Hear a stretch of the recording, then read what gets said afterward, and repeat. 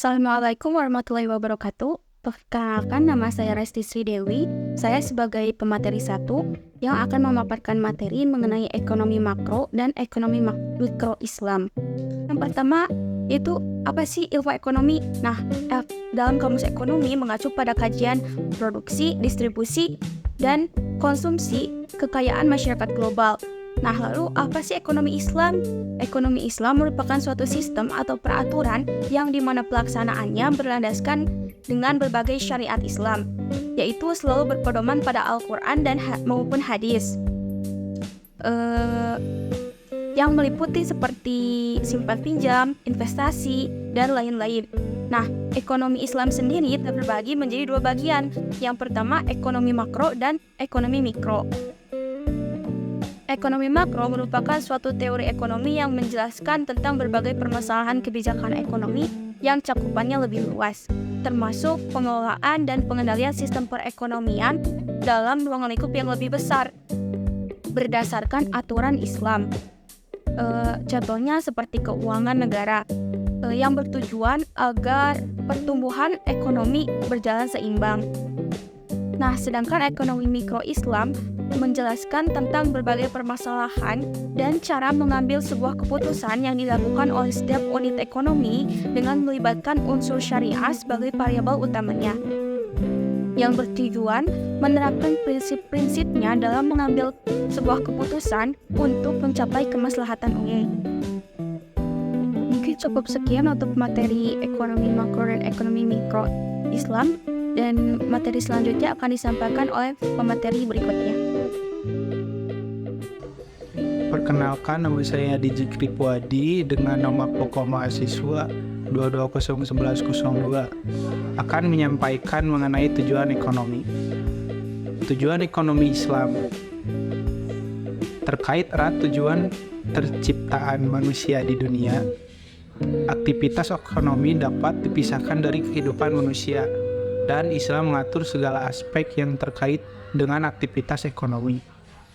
Manusia, dalam pandangan Islam, tidak diciptakan hanya sebagai petapa yang terasing dari kehidupan dunia atau sebagai makhluk yang tidak mempedulikan aturan Allah. Sebaliknya, manusia diciptakan sebagai khalifah, wakil dia, dengan tugas kemakmuran bumi, menciptakan kemakmuran dengan kreativitas menuju kebaikan. Allah menyediakan segala kebutuhan manusia di bumi ini, dan untuk itulah manusia diharapkan menggunakan kekayaan dan kekuasaannya. Kebijakan dalam Islam tidak hanya diukur dari seberapa banyak seseorang memiliki harta atau kekuasaan, atau seberapa jauh menjauhi dunia. Kebijakan sejati diartikan sebagai seberapa banyak kita memberikan manfaat bagi sesama. Islam mengajarkan bahwa aktivitas manusia, termasuk aktivitas ekonomi, harus memiliki nilai spiritual. Artinya, aktivitas ekonomi harus selaras dengan tujuan dan nilai-nilai Islam. Tujuan dan nilai-nilai Islam melibatkan kesejahteraan ekonomi dengan berpegang pada norma moral, persaudaraan dan keadilan, kesetaraan distribusi pendapatan, kebebasan individu dalam konteks kesejahteraan sosial. Segitu dari saya. Assalamualaikum warahmatullahi wabarakatuh. Perkenalkan, nama saya Rama Nugraha. Di sini saya akan melanjutkan materi yang selanjutnya tentang pemenuhan kebutuhan dalam perspektif ekonomi Islam. Islam menganggap bumi sebagai amanah dari Allah kepada manusia, sebagai khalifah di muka bumi, untuk dimanfaatkan sebesar-besarnya demi kesejahteraan umat manusia. Allah memberikan petunjuk melalui rasul-rasulnya, mencakup aspek akidah, akhlak, dan syariah. Dalam Islam, tujuan konsumsi adalah memaksimalkan maslahah, yang berarti manfaat dalam arti lebih luas daripada sekedar pemenuhan kebutuhan. Aktivitas ekonomi Islam bertujuan mencukupi kebutuhan, bukan memenuhi kepuasan atau keinginan, dan dianggap sebagai kewajiban beragama. Sifat maslahah bersifat subjektif, di mana setiap individu menjadi hakim bagi dirinya sendiri dalam menentukan manfaat. Meskipun bersifat subjektif, kriteria maslahah telah ditetapkan oleh syariah dan mengikat bagi semua individu.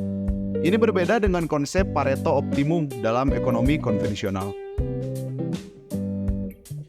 Maslahah dapat diartikan sebagai mendatangkan kemanfaatan atau menolak kemungkinan yang merusak. Batasan konsumsi dalam Islam melibatkan aspek halal dan haram, serta kriteria baik, cocok, bersih, sehat, dan tidak menjijikan. Islam melarang israf dan bermegah-megahan gitu. Batasan konsumsi dalam syariah tidak hanya berlaku pada makanan dan minuman, tetapi juga melibatkan berbagai jenis komoditas lainnya. Terus pengharaman konsumsi untuk suatu komoditi dilakukan karena dapat membahayakan moral dan spiritual. Konsumsi dalam Islam tidak hanya berfokus pada materi, melainkan juga melibatkan konsumsi sosial melalui zakat dan sedekah. Lalu tujuan pemenuhan kebutuhan kebutuhan manusia dalam Islam terletak pada halal, haram, serta berkah dari barang yang dikonsumsi. Nah, materi selanjutnya yaitu pertumbuhan optimum dan full employment dalam ekonomi Islam. Allah Subhanahu wa Ta'ala memberikan manusia nafsu dan keinginan untuk memenuhi berbagai kebutuhannya, termasuk kesenangan biologis dan materi seperti harta, kendaraan, binatang ternak, dan pertanian. Dari surat Ali Imran ayat ke-14. Islam memberikan petunjuk bagi manusia untuk memandu kehidupannya, mengelompokkan kebutuhan menjadi dzurriyat atau primer, lalu hajiat atau sekunder, dan yang terakhir adalah tahsiniyat dan pelengkap. Baik,